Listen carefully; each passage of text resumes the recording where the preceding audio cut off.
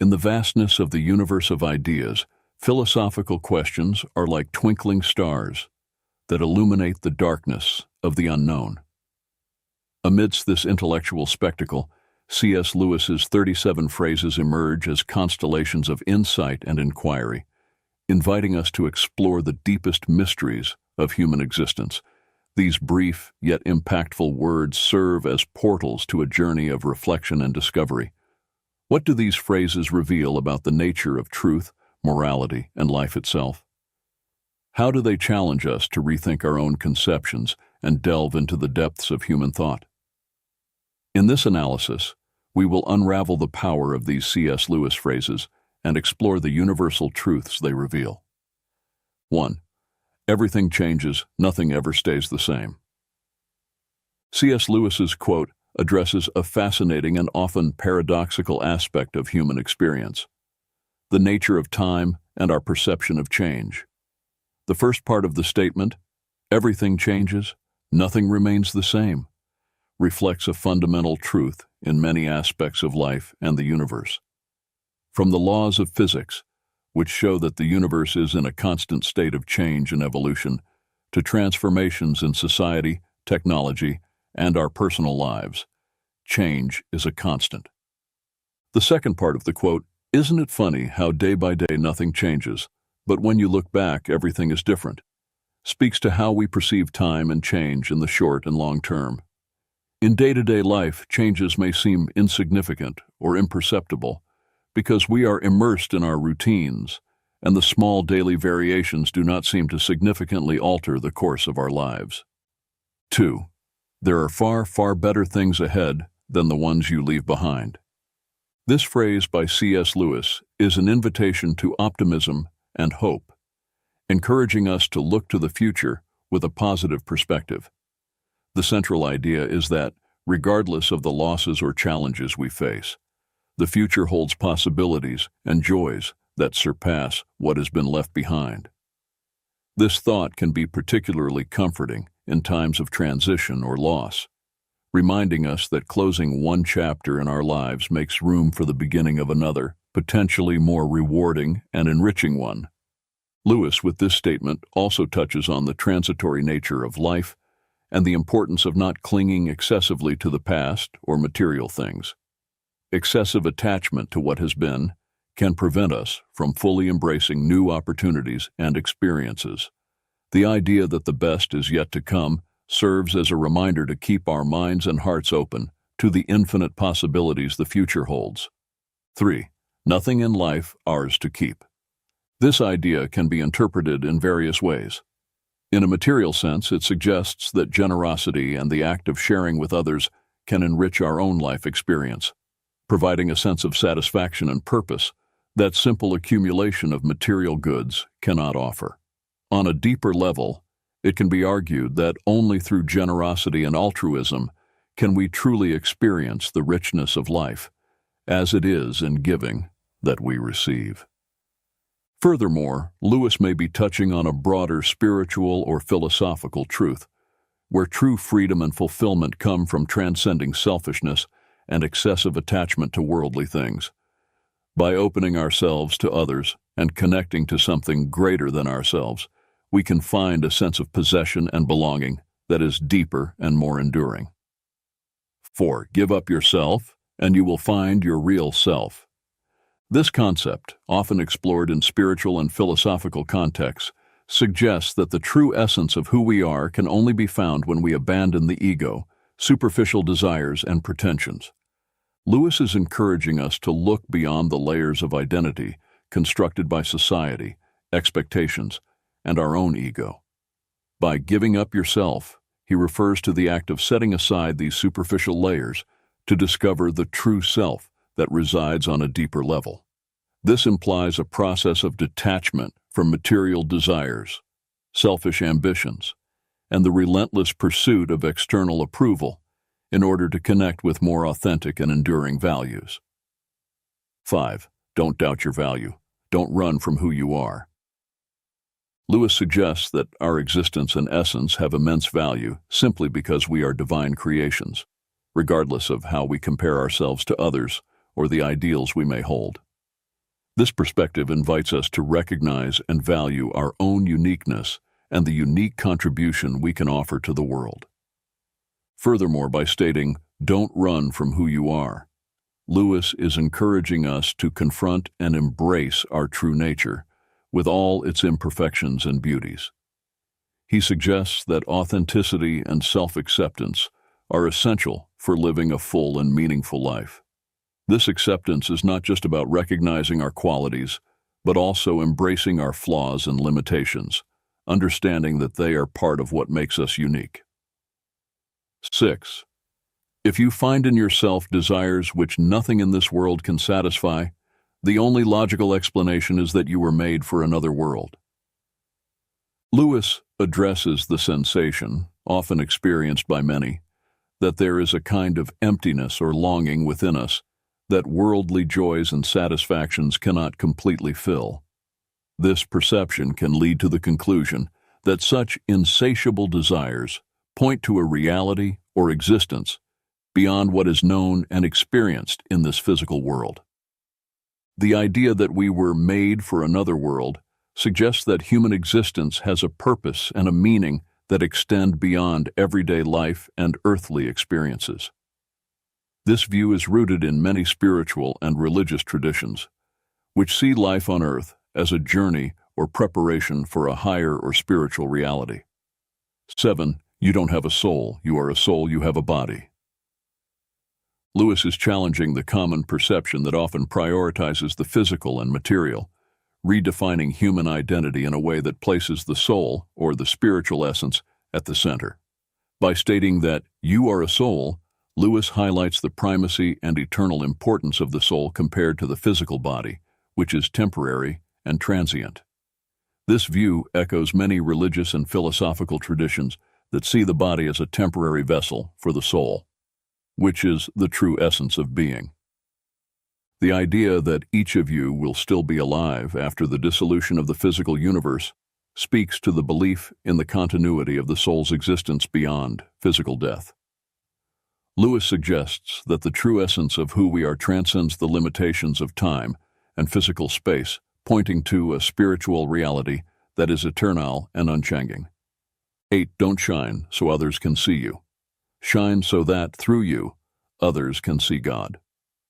This idea is deeply rooted in the Christian notion of testimony, where an individual's life is seen as a mirror or a beacon that reflects God's light to the world. Instead of seeking personal glory, Lewis suggests that we should aspire to live in such a way that our actions, words, and even our presence allow others to glimpse divinity, goodness, and truth that transcend our individual existence. This perspective shifts the focus from the self to the other, and ultimately to the divine, promoting a way of living that is marked by generosity, service, and authenticity. By shining not for our own enhancement, but to illuminate the path to God, we are called to an existence that values humility and altruism, recognizing that our greatest contribution may be to facilitate others in finding their own connection to the sacred. 9. Hardships often prepare ordinary people for an extraordinary destiny. Lewis suggests that challenges and adversities are not mere meaningless obstacles, but rather instruments of growth and preparation. Difficulties have the potential to transform us, shaping our character and refining our virtues in ways that prosperity and ease simply cannot. This process of growth through adversity is often what prepares us to take on larger roles and responsibilities, leading us to destinies that far surpass our initial circumstances. By mentioning that God allows these experiences of low points, Lewis is touching on the notion that there is a divine order and purpose behind life's events, even those that seem negative at first glance. The lessons learned through adversity are seen as essential to our spiritual and personal development, teaching us perseverance, compassion, humility, and dependence on a force greater than ourselves.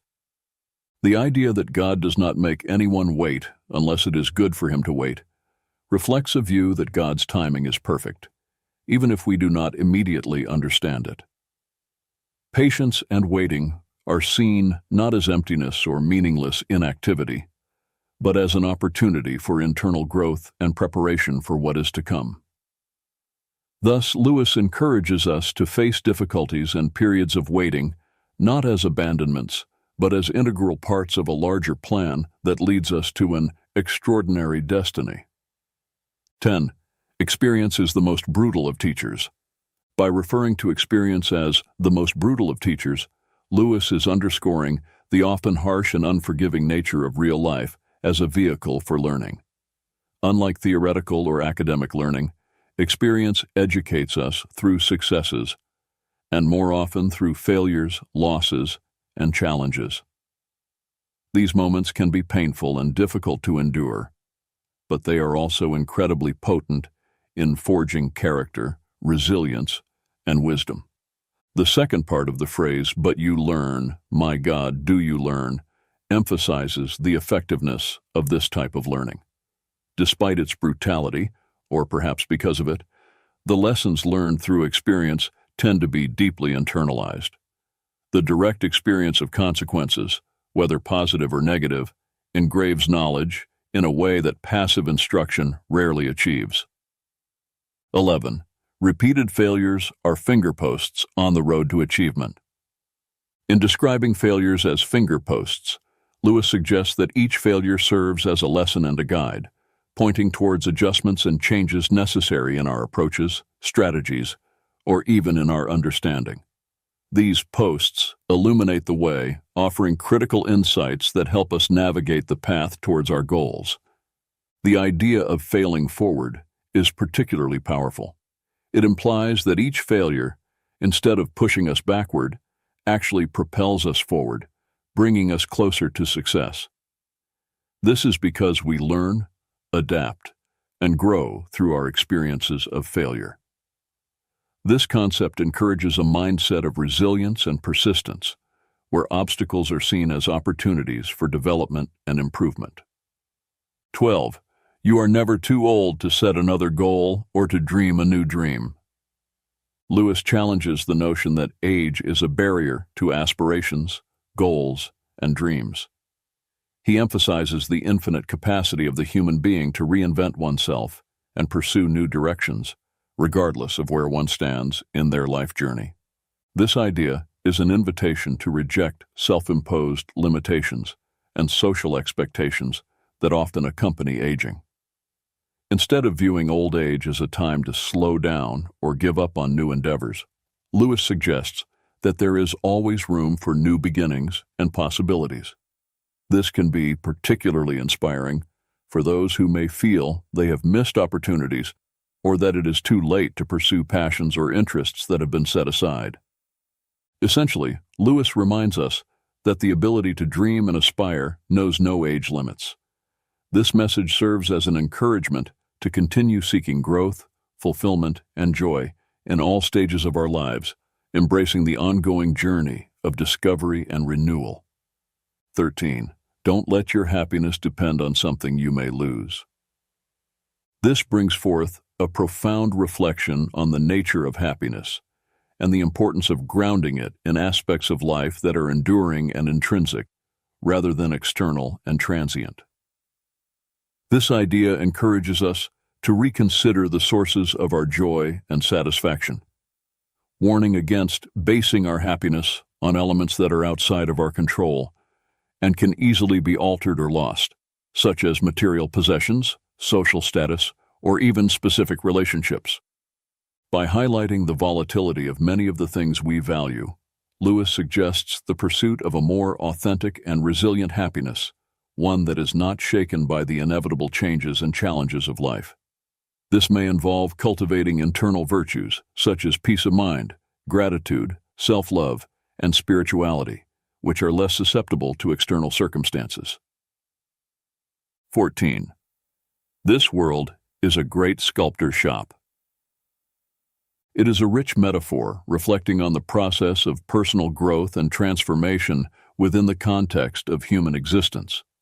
Comparing the world to a sculptor's workshop, Lewis suggests that life experiences, with their challenges and opportunities, act as the tools and techniques used by a sculptor to shape and define their creations. In this analogy, we humans are like unfinished statues, constantly being formed and refined by the hands of the sculptor, a metaphor for life's forces, circumstances, interactions with other people, and possibly a divine influence or destiny. Each experience carves our character, molds our values, and affects our life trajectory, contributing to the ongoing process of becoming who we are meant to be. The rumor that some statues will come to life can be interpreted as an allusion to the idea of reaching a state of awakening or spiritual enlightenment, where one becomes fully aware of their purpose, their essential nature, and their connection to something greater than themselves. This can also be seen as a moment of personal fulfillment, where a person transcends previous limitations and emerges more alive, authentic, and fully realized. 15. We are mirrors whose brightness, if we are bright, is wholly derived from the sun that shines upon us. Comparing ourselves to mirrors suggests that our value and brightness are not inherent, but reflected from a larger external source, in this case, symbolized by the sun. This source can be interpreted in various ways, including love, truth, beauty, or in a spiritual context, the divine. The idea that our brightness is wholly derived from this external source reminds us of our dependence and connection to something beyond ourselves to find meaning, purpose, and light in our lives. The second part of Lewis's reflection about the importance of keeping the self clean and bright to have a clear view of God reinforces the idea that our ability to perceive and reflect truth and beauty is affected by the state of our inner being. Just as the view of the moon can be obscured by a dirty telescope, our perception of the divine or the deeper meaning of life can be clouded by our faults, biases, or spiritual neglect. 16. There are two kinds of people, those who say to God, "Thy will be done," and those to whom God says in the end, "Thy will be done." Lewis delineates a fundamental division between those who choose to submit to divine will and those who insist on following their own path, regardless of divine guidance. By saying, "Thy will be done," an individual expresses a willingness to align with God's purposes and plans, placing God's wisdom and authority above their own preferences and desires. This voluntary submission is seen as an act of faith and trust in God's goodness and sovereignty. On the other hand, when God says, "Thy will be done" to an individual, Lewis suggests that God grants that person the freedom to choose their own path, even if that path leads to separation from God. This is an expression of divine justice and respect for human freedom, allowing the natural consequences of a person's choices to unfold. 17. C.S. Lewis's reflection. I have no duty to be anyone's friend, and no man in the world has a duty to be mine. No claims, no shadow of necessity. Friendship is unnecessary, like philosophy, like art, like the universe itself, for God did not need to create. It has no survival value. Rather, it is one of those things which give value to survival, addresses the nature and value of friendship in a deeply contemplative manner. Lewis is highlighting that friendship, unlike basic needs such as food and shelter, is not essential for our physical survival. However, he argues that it is precisely this unnecessariness that elevates friendship, philosophy, art, and the universe to something that transcends mere functionality or utility. Friendship is valued not for its usefulness, but for its ability to enrich the human experience, adding a layer of meaning, joy, and depth to life that goes beyond mere survival. By stating that there is no duty in friendship, Lewis also suggests that true relationships should not be based on obligations or expectations, but rather on a free and mutual choice to share life, thoughts, and moments. This underscores authenticity and voluntariness as essential aspects of meaningful friendships. The comparison with God's creation of the universe serves to illustrate the idea that the intrinsic value of something may lie in its beauty, complexity, and ability to inspire, rather than in its functional necessity. Thus, Lewis leads us to appreciate friendship and, by extension, art, philosophy, and the universe as gifts that enrich our existence, making life not only bearable, but deeply valuable. 18. You will never make a good impression on other people until you stop thinking about what sort of impression you are making. Lewis suggests that conscious effort to shape how we are seen often has the opposite effect, leading to a perception of inauthenticity or excessive effort. This reflection encourages us to adopt a more genuine and less calculated approach in social interactions. When concern about the impression we are making is replaced by authenticity and being present in the moment, we are more likely to truly connect with others. This is because authenticity promotes an openness and vulnerability that are essential for meaningful human relationships. Additionally, excessive concern about image can distract us from listening and engaging meaningfully with others, as we are more focused on how we are being perceived than on the interaction itself. By releasing the need to control others' perception, we make space to be ourselves, which is often more attractive and impressive than any carefully constructed persona. 19. To love at all is to be vulnerable. Lewis highlights that the act of loving inherently involves the risk of pain and loss because opening the heart to others, whether to people, animals, or even passions, exposes us to the possibility of being hurt. However, he argues that the only way to completely avoid this pain, by isolating oneself and protecting the heart from any emotional involvement, comes at a much higher cost. By doing so, the heart, while safe from pain, also becomes isolated from any form of true love and consequently from one of the most enriching experiences of human life. The paradox presented by Lewis is that in attempting to shield the heart from any harm by making it unbreakable and impenetrable, we actually render it unredeemable. This suggests that a heart never exposed to the risk of love loses its ability to love and be loved, becoming hardened and insensitive. 20. What draws people to be friends is that they see the same truth. Highlights the importance of intellectual and spiritual connections in forming deep and meaningful friendships. Lewis suggests that at the core of true friendships, there is a mutual recognition and appreciation of certain values, ideas, or fundamental truths that transcend superficial circumstances or passing interests. This view underscores that friendships are not merely based on convenience, physical attraction, or social circumstances, but on a deeper connection that involves the discovery and acknowledgement of a shared truth. This truth can refer to a common understanding of life, moral principles, a shared passion for certain subjects, or even a similar worldview. The act of sharing this truth implies not only recognizing it, but also experiencing and exploring it together, which can provide a solid foundation for the development of a lasting friendship. Friendships rooted in this kind of mutual understanding tend to be more resilient and enriching, as they are based on the mutual appreciation of aspects of being that are considered significant and valuable. 21. Love is a steady wish for the loved person's ultimate good. Lewis redefines love beyond the common notion of intense emotion or physical attraction. He presents love as an active and deliberate commitment to the well-being and happiness of the other person, regardless of circumstances or one's own emotions. This conception of love as a steady wish emphasizes the volitional and intentional nature of true love. It is not seen as something passive or merely sentimental, but as a continuous choice to prioritize the good of the loved one.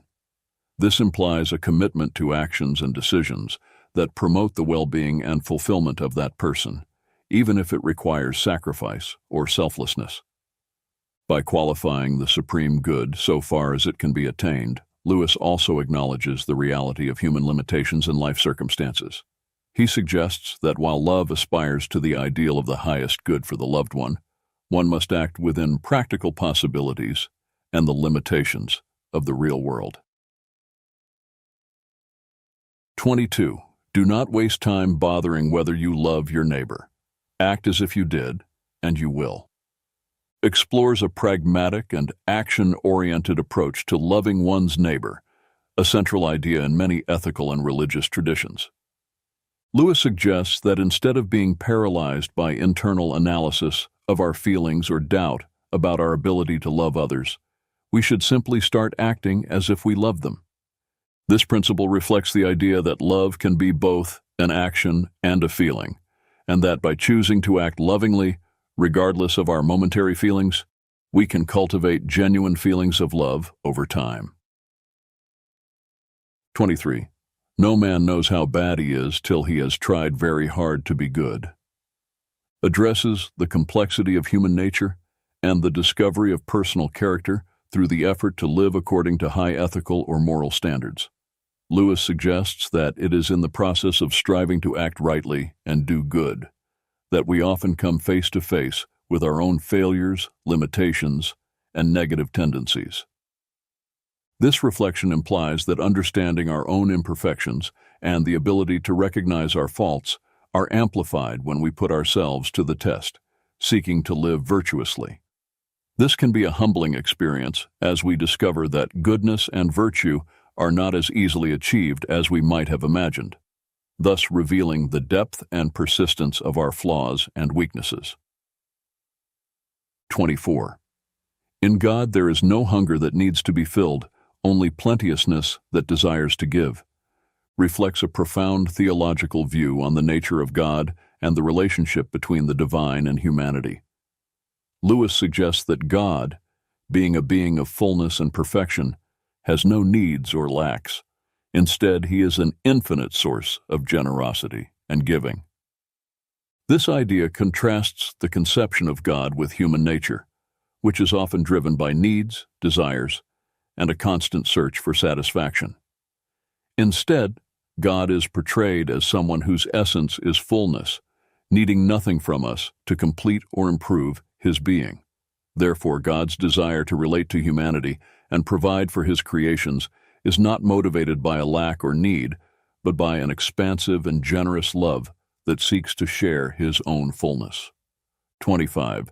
If a person thinks she is not conceited, she is very conceited indeed. Addresses the paradoxical nature of self-perception, especially regarding pride and vanity. Lewis suggests that excessive self-assurance in one's humility can ironically be a sign of deep pride. The act of considering oneself free from vanity can be in itself a manifestation of vanity, as it implies satisfaction with one's supposed moral superiority or self-control. This observation points to the complexity of human nature and the difficulty of achieving true humility, which is not based on denial of one's own faults, but on sincere recognition of them.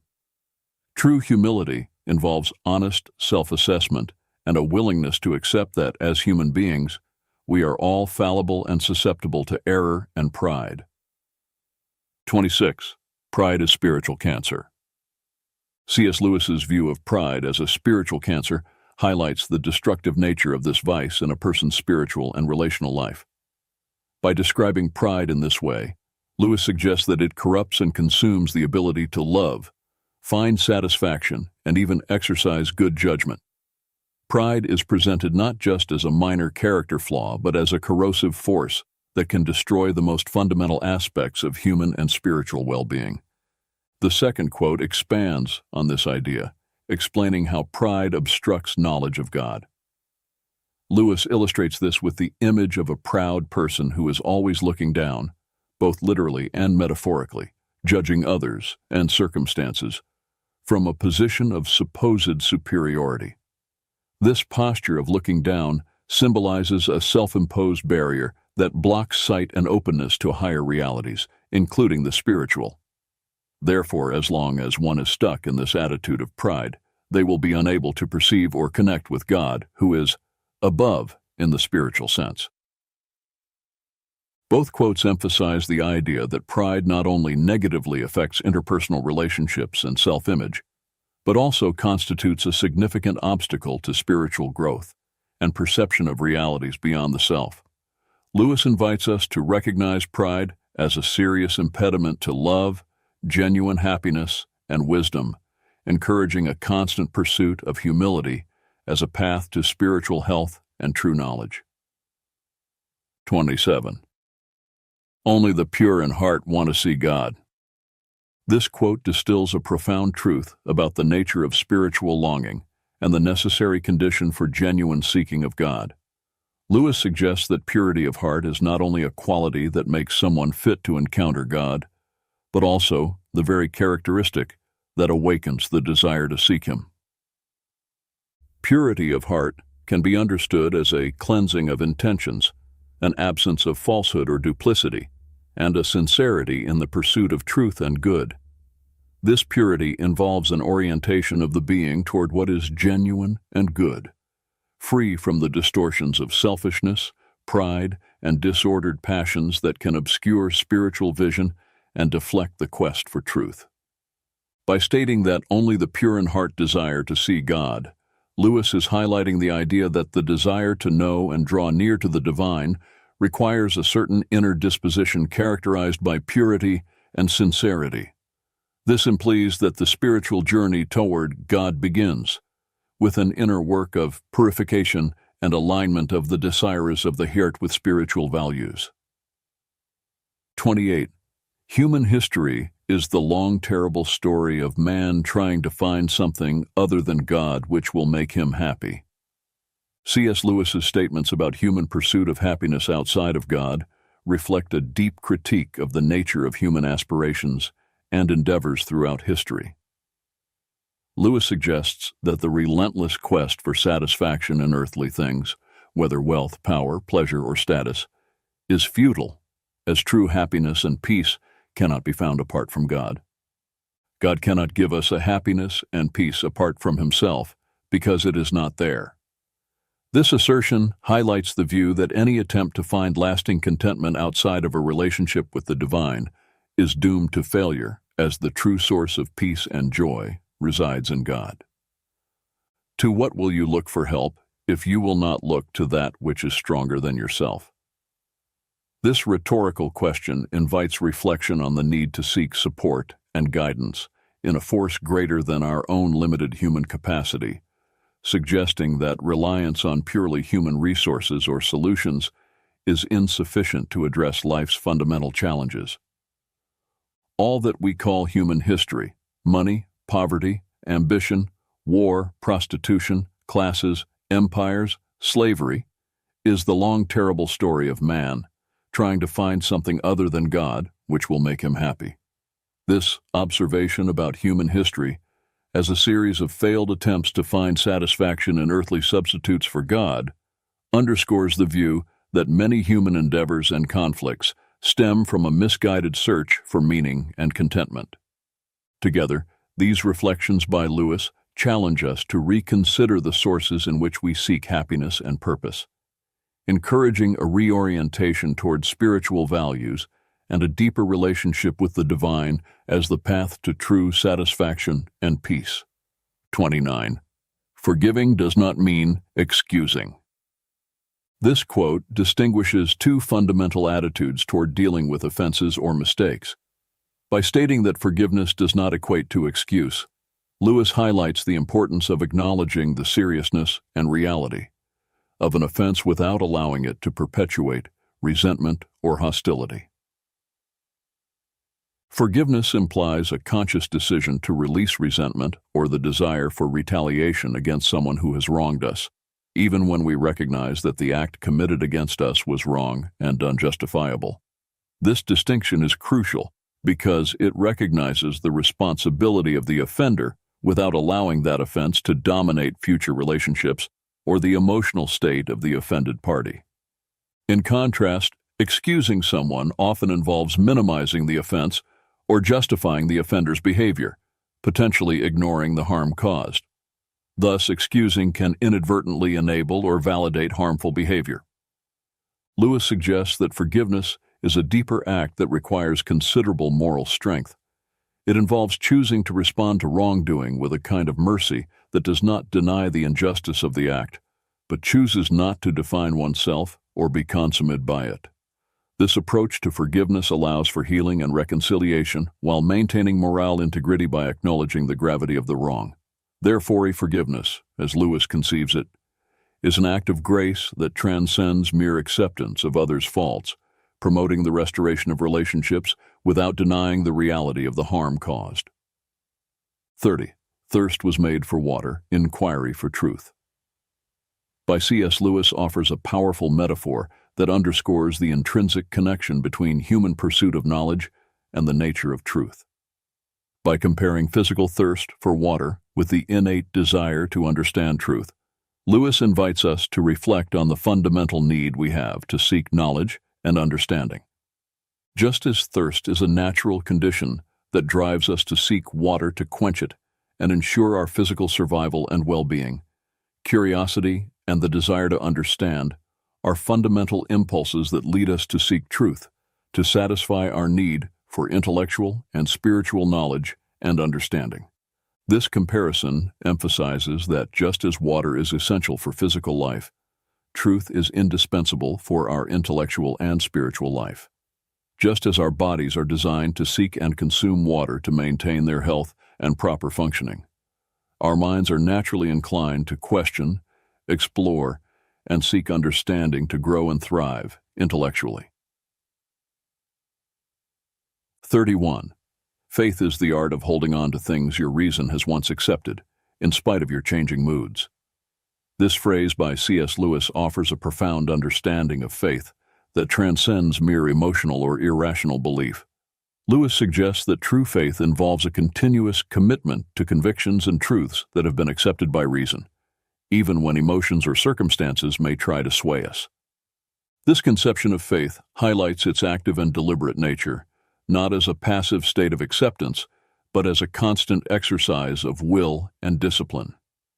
By defining faith as the art of staying firm, Lewis implies that it requires practice, skill, and conscious effort to sustain beliefs in the face of doubt, fear, or uncertainty that may arise with fluctuations in our emotional states or changes in life circumstances. By emphasizing that faith is based on things reason once accepted, Lewis is also rejecting the notion that faith and reason are mutually exclusive.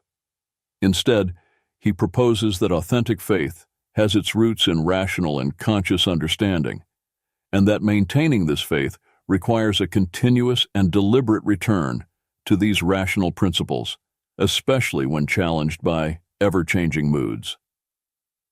32. We meet no ordinary people in our lives.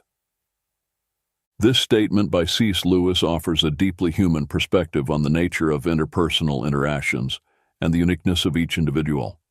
Lewis suggests that every human encounter, no matter how brief or trivial it may seem, is an opportunity to connect with someone extraordinary, whose life, experiences, and perspectives are unique and valuable. This assertion challenges the notion that some people are common or ordinary, highlighting that all individuals have a story, an inner complexity, and a unique potential that make them worthy of attention and respect. Even those who may seem to play mundane roles in our lives can have unexplored depths and inner riches that deserve to be recognized and valued. 33. Everyone thinks forgiveness is a lovely idea until he has something to forgive. This quote addresses the challenging nature of forgiveness and how our perspective on it can change when we find ourselves in the position of needing to forgive someone for a transgression or injustice. Initially, many people may agree that forgiveness is a noble and desirable virtue, recognizing its moral value and the emotional benefits it can bring to both the aggressor and the offended party. However, when confronted with the reality of a situation where they have been hurt or harmed by someone else, the act of forgiveness can become much more difficult than they imagined. This quote highlights the human tendency to idealize forgiveness when we are not directly involved in situations of conflict or hurt. However, when we are faced with the real need to forgive someone who has hurt us, we may discover that forgiveness is a complex and painful process that challenges our emotions, self-image, and values. 34. Integrity is doing the right thing, even when no one is watching. This quote highlights the importance of acting in accordance with our values and principles, regardless of the presence of supervision or the potential for reward or punishment. By defining integrity as doing the right thing, Lewis suggests that true integrity goes beyond simply following rules or social norms. It is a matter of moral and ethical principles. This implies making choices based on what is morally correct, even if it is easier or more advantageous to act otherwise. The part of the phrase that emphasizes that this should be done even when no one is watching underscores the importance of authenticity and consistency in our actions. This means that integrity is not something we display only to impress others or avoid negative consequences. It is a quality that is inherently valuable and shapes our conduct in all aspects of life. 35. Children are not a distraction from more important work. They are the most important work. This quote emphasizes the priority and significance of caring for and raising children in a person's life. In doing so, Lewis highlights the responsibility and privilege that parents have to shape and influence the development and future of their children. This statement challenges the common notion that caring for children is merely a secondary part or an obligation that competes with other activities considered more important or meaningful. Instead, Lewis argues that children are not a distraction, but rather the central focus and primary responsibility of any adult who takes on the role of a father or mother. By recognizing children as the most important work, Lewis underscores the profound influence that parents have on the lives and development of their children. He suggests that parental care extends beyond simply providing material needs. It involves nurturing, educating, guiding, and loving children, preparing them to face life's challenges and become responsible and compassionate adults. 36. A children's story that can only be enjoyed by children is not a good children's story. Lewis argues that a story intended for children should be able to captivate and enchant not only the child audience, but also adults, regardless of their age. This statement suggests that the best children's stories transcend age limitations and have a universal appeal that resonates with readers of all ages. They should contain elements such as imagination, adventure, wisdom, and emotion, which can be appreciated and valued by people of all ages, from the youngest children to the oldest adults.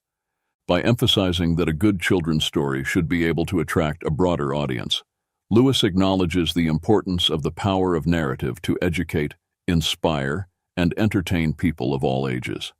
He suggests that, even as we grow and mature, we never lose our love for the magic of enchanting stories, and that we should continue to seek out that magic throughout our lives.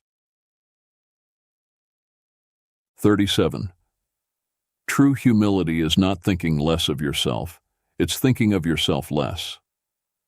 By stating that true humility is not thinking less of yourself, Lewis highlights that self-esteem and recognizing one's own worth are not incompatible with humility. On the contrary, genuine humility involves a balanced view of oneself, free from arrogance or pride, but also free from self-deprecation or underestimation. The second part of the phrase, "it's thinking of yourself less," points to the essence of true humility. It suggests that genuine humility is characterized by a shift of focus from the ego and one's own needs to the needs and interests of others. This implies a spirit of service, compassion, and consideration for others, where the self is not at the center of attention, but rather concern for the well-being and happiness of others. This quote challenges the common notion that humility is linked to self-denial or lack of self-esteem. Instead, Lewis argues that true humility is rooted in a balanced view of oneself, combined with a sincere willingness to put others first. As 37 quotes by C.S. Lewis offer a rich and multifaceted tapestry of wisdom and insight into various aspects of human life, faith, morality, and the human condition. Together, these quotations form a comprehensive panorama that invites deep reflection and personal introspection. A conclusion we can draw from these quotes is the importance of seeking truth, authenticity, and integrity in our lives. Lewis reminds us that true wisdom lies in the ability to look beyond superficial appearances and delve into the essence of things, cultivating a deeper understanding of the world and ourselves. Moreover, the quotes highlight the importance of empathy, compassion, and love for others, as well as the need to cultivate virtues such as humility, forgiveness, and gratitude in our daily lives. They challenge us to grow, to learn, and to evolve as individuals, constantly striving for moral and spiritual excellence. Another recurring theme in these quotes is the idea that true happiness and fulfillment are not found in material achievements or external successes, but rather in connection with the divine, in cultivating meaningful relationships and in serving others. Ultimately, C.S. Lewis's words remind us that the journey of life is a continuous search for meaning, purpose, and transcendence.